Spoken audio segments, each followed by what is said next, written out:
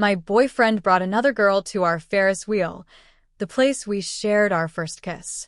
Can you imagine finding out your boyfriend took another girl to your special place? The one where he promised to marry you someday?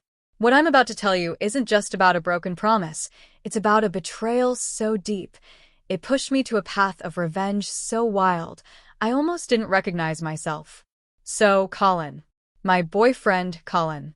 He took another girl, a coworker named Ashley, to the Ferris wheel at the pier. Not just any Ferris wheel, but our Ferris wheel. The place where we had our first kiss. The place where he asked me to be his girlfriend 2 years ago. Our sacred spot, you know? Every anniversary, every birthday, we were there.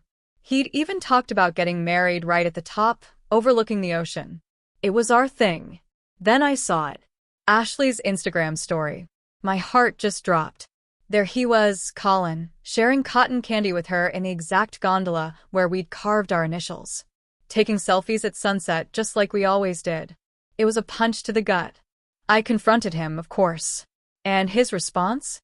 He said I was overreacting. Said he was just showing a coworker around town. The Ferris wheel? A public attraction anyone can visit. He actually had the audacity to tell me I didn't own the Ferris wheel and that my jealousy was making me controlling. He even said normal girlfriends trust their boyfriends to have female friends without making everything romantic. I was reeling. Meanwhile, Ashley was posting about her magical evening with the sweetest tour guide, with heart emojis. Colin swore it meant nothing. Swore I was reading too much into innocent fun. But then the twist. The Ferris wheel operator, who knew us because we were there every single month, asked Colin where I was. And what did Colin do? He told him we'd broken up. Right there, in front of Ashley. He later claimed he panicked and misspoke, but the damage was done. Ashley thought he was single, and she wasted no time telling her friends about this cute single guy who'd taken her to the most romantic spot in the city. The deeper I looked, the sicker I felt. Ashley was wearing the exact same red sundress I'd worn on our first date, the one Colin had once mentioned he loved. She even got the same caramel apple we always shared, sitting in the exact spot where he first told me he loved me. He tried to brush them off as coincidences. Coincidences. But Ashley's caption sealed it. My wonderful date knew exactly what I'd like. He had planned this. He recreated us with her. That was it. That was the moment something snapped inside me. Colin needed to learn that our special places weren't just going to haunt me. They were going to haunt him. Forever. My revenge started small. The very next weekend, I called his brother, Luke. Luke had always had a crush on me, and he was thrilled to be my revenge date. I wore Colin's favorite outfit, just to twist the knife a little. We went to the Ferris wheel. I recreated every single photo Colin had taken with Ashley, but better. We rode that wheel 5 times. 5. Taking pictures in every gondola, and then at the very top, where Colin could see us from his apartment window, I kissed Luke. The operator recognized me, asked if Colin and I were back together. I looked him dead in the eye and said, "No. This is his much better-looking brother, Luke." Oh, the satisfaction. Next up, Colin's best friend, Noah. Poor Noah had no idea he was a pawn in my game. He genuinely thought I was interested in him. I took him to the restaurant where Colin had taken Ashley after the Ferris wheel. We sat at the exact table Colin had reserved. I made sure the waiter, who also knew us, saw us. Made sure he'd tell Colin. I ordered everything Colin and I used to share, but honestly, I enjoyed it more with Noah. He actually had interesting conversations instead of constantly checking his phone, like Colin always did. But the real satisfaction came during the Pier's annual festival. Colin brought Ashley again, thinking I wouldn't be there. Big mistake. I organized a group date with 6 of Colin's friends, all of whom knew what he'd done and thought he was an absolute ass for it. We rode the Ferris wheel as a group. Every single one of them took turns taking photos with me in the spots Colin had claimed weren't romantic. Ashley watched her special, unique experience become a group joke. Everyone was laughing about how stupid Colin was for taking another girl to his girlfriend's favorite place. Colin tried to explain to Ashley that the pier wasn't that special. But she'd already seen his Instagram history. All the posts about our sacred spot, our Ferris wheel tradition. She realized he deliberately recreated our relationship with her. And she dumped him. On the spot. Called him a creep who couldn't move on. 3 days after the festival, there was a knock on my door around 10 p.m. It was Luke. He looked like hell, red eyes, tired, no smile. He just asked if he could come in. My stomach dropped. He went straight to the couch, sat down, staring at his hands. Then he looked up at me and asked, "Was any of it real? Or did you just use me to hurt Colin?" That question hit me harder than I expected. I'd been avoiding thinking about it. I saw real pain in his eyes, not just anger. My stomach twisted with a guilt I was completely unprepared for. I stammered out. It started as revenge, but it got complicated. Probably the worst answer I could have given. Luke's face changed from hurt to fury. He stood up. "You're just like Colin," he said, his voice raw. "Using people without caring about their feelings." He walked out. I followed him, trying to find words, any words, to make it better. But everything sounded hollow. He left before I could figure out how to respond to being compared to Colin. That hit way too close to home. The door closed, and I stood there in my empty apartment, feeling worse than I had after the whole Ferris wheel incident. The next morning, Gareth texted me. He wanted to meet for coffee, to understand what actually happened at the festival. I agreed, even though the thought of rehashing it made me sick. We met at this coffee shop near campus, the one with the awful metal chairs. He wasn't angry, just tired. And disappointed. He ordered a black coffee. I got my usual latte. He just looked at me and said he felt stupid for not realizing he was part of a revenge plot. The way he said it made me want to sink through the floor. I tried to apologize, but it was weak, useless. He finished his coffee quickly, said he needed time to think if we could still be friends. Then he left. I sat there, my latte getting cold, watching people walk by outside, people not dealing with the mess I'd created. That night, I couldn't sleep. Luke's words, "just like Colin," played on an endless loop. The revenge had felt so justified when I was planning it. So righteous. Colin hurt me, so I hurt him back. It made perfect sense then. But now? All I saw were the other people I'd hurt. Collateral damage in my war. Luke had real feelings I'd ignored. Gareth thought he was hanging out with a friend. Even the other guys at the festival must have felt weird once they figured it out. I got up at 3 a.m., made tea I didn't drink. My apartment was too quiet, yet too loud. I kept checking my phone, hoping for some magic text to fix everything. Nothing. 2 days later, Ashley messaged me on Instagram. My stomach dropped. I braced myself for her to yell at me for using her humiliation. Instead, she asked if we could talk in person. I agreed, at a neutral coffee shop downtown. She showed up looking completely normal, not like someone about to start a fight. She sat down and said something I never expected. She wasn't mad at me. She said Colin deserved it. But what she wished was that I'd warned her she was dating someone who wasn't over his ex. I just nodded. Talking with Ashley was therapeutic. We were two women manipulated by Colin in different ways. It created this strange bond. She pulled out her phone and showed me his messages. Love bombing. The exact same phrases he'd used on me during our first month. Word for word.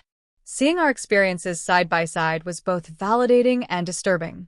It proved I wasn't crazy, that he deliberately recreated our relationship. But it also showed how calculated he was. We spent an hour comparing notes on Colin's patterns. I felt less alone, but also more angry at him for being so predictable. A week later, the peer manager called. My heart jumped.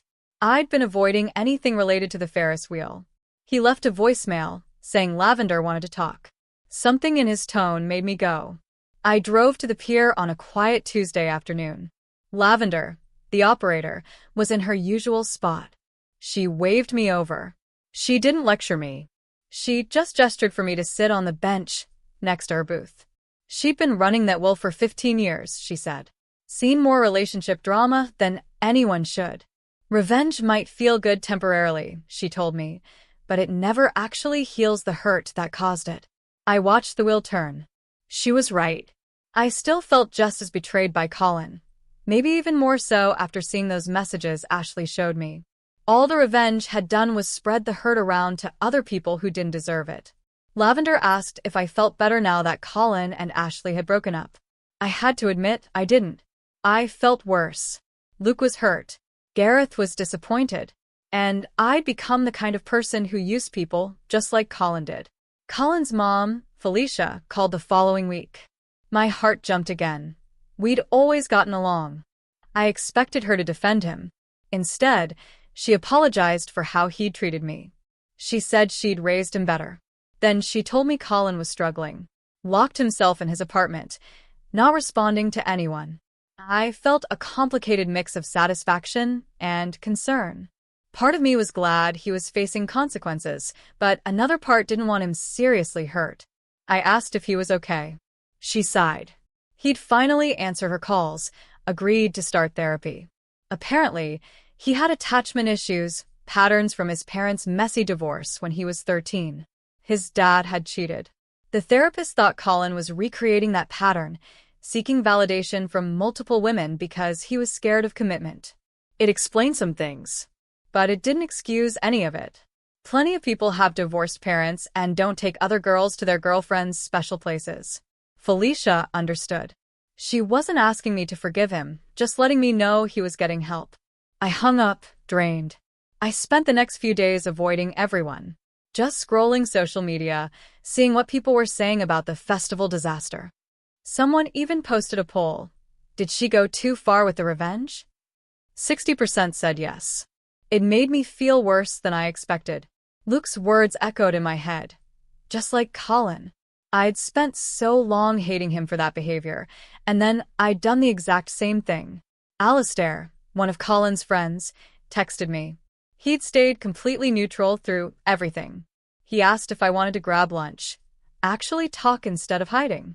I almost ignored it, but Alistair didn't judge. We met at this sandwich place off campus. He ordered for both of us. He didn't immediately jump to Colin. He just asked about my classes, my history paper. The normalcy of it. Something cracked inside me. I started crying. Right there in the middle of a sandwich shop. Alistair handed me napkins. When I could finally talk, I told him everything felt wrong. Like I'd won a battle but lost something bigger. The revenge felt so justified, so necessary. But now Luke wouldn't talk to me. Gareth felt betrayed. Even Ashley seemed disappointed. Alistair listened. Then he said something that made me stop crying. You were hurt by Colin and you responded by hurting other people. That's pretty human, even if it's not great. He said carrying around all this anger and guilt wasn't going to work. Maybe I should talk to someone professional. Therapy? It sounded like overkill for a breakup. But Alistair reminded me it wasn't just about the breakup anymore. It was about how I handled it, about who I was becoming. I made an appointment with the campus counselor. Felt stupid filling out the intake forms. The waiting room had those generic motivational posters. Ugh. The counselor was younger than I expected. No fake concerned expression. I gave her the basic summary. Colin, the Ferris wheel, the revenge. Trying to make it sound less petty. She asked questions that made me think. Why did Colin taking Ashley to the Ferris wheel feel like such a betrayal, beyond just him being with another girl? What did I think the revenge would accomplish? How did I feel now? Talking to someone completely neutral helped me realize the revenge wasn't really about Colin at all. It was about feeling powerless after he'd spent weeks gaslighting me, telling me I was crazy, that the Ferris wheel meant nothing. His betrayal made me feel like I couldn't trust my own judgment. I doubted myself so much. The revenge was about reclaiming power. Proving I wasn't wrong. But I'd reclaimed that power by doing to other people what Colin had done to me. I'd used Luke and Gareth as tools to prove a point. I'd kept the cycle going. She asked what I wanted to do about it. I admitted I didn't know. Apologizing felt inadequate after deliberately manipulating people. But doing nothing felt worse. She suggested I start by being honest with Luke and Gareth. Not expecting forgiveness, but taking actual responsibility. I spent that weekend writing apology letters. Actual paper. Texts felt too casual. I didn't make excuses. I just explained what I'd done, why it was wrong, and that I was sorry for treating them like props instead of people. Writing it all out made me see how calculated I'd been. Choosing Luke because I knew he had feelings for me. Picking Gareth because he was Colin's best friend, ensuring maximum damage. I mailed them on Monday before I could talk myself out of it. Then spent a week checking my phone constantly. Gareth finally texted back after 5 days. He appreciated the honesty. Said maybe we could grab coffee again, when things were less weird. Luke didn't respond at all. I tried not to let it feel like rejection, even though it absolutely did. 2 months went by. I focused on classes, avoided the pier, deleted Instagram off my phone, so I'd stopped checking what Colin was posting. Alistair and I started having regular lunch meetups. We talked about normal things. My counseling sessions continued. We discussed patterns, why revenge felt like my only option. My counselor pointed out I'd given Colin way too much power over my self-worth. Why his betrayal felt so devastating. She suggested I build an identity separate from my relationships. It sounded obvious, but it was harder than I expected. I was getting coffee at our old Sunday morning place when I saw Colin in line ahead of me. My first instinct was to run, but he'd already seen me. We did that awkward nod thing. Finally, he asked if I wanted to sit for a few minutes. My heart raced, but I agreed. We made uncomfortable small talk about classes, the weather. Then he took a breath. I owe you an apology, he said, for how he handled Ashley. He admitted he'd panicked. He knew he was wrong. He'd told himself it wasn't a big deal, but he'd deliberately taken her to our places because a part of him wanted to recreate what we had. I listened. Then I told him I was sorry too, for using his brother and friends. I'd been so hurt and angry that I wanted him to feel the same. But all I'd done was hurt people who didn't deserve it. We talked for over an hour. Not just the Ferris wheel incident, but all the ways our relationship had become unhealthy long before that. He told me about therapy, his attachment issues. I told him about mine, realizing I'd given him too much control. Neither of us suggested getting back together. We both knew it was the right choice. Having an honest conversation, without anger or revenge plotting, felt like actual closure in a way all my elaborate schemes never had. He hoped I could forgive him. I realized I was already starting to. Holding on to all that anger had been utterly exhausting. 3 months after I'd mailed them, Luke finally responded. A text. He'd needed time to process everything, but he appreciated my honesty. He wasn't ready to be friends. But he didn't hate me. That felt like way more grace than I deserved. His message made me determined to actually be better about respecting people's feelings, instead of just apologizing after I'd already hurt them. I texted back, thanking him. Told him I understood if he never wanted to talk again. He didn't reply to that, but at least the conversation ended on something other than him calling me just like Colin. One Saturday afternoon, I went back to the Ferris wheel. It was busy, but not packed. I bought a ticket. The operator didn't recognize me without Colin. The gondola swung gently, lifting me above the boardwalk. I could see the whole pier.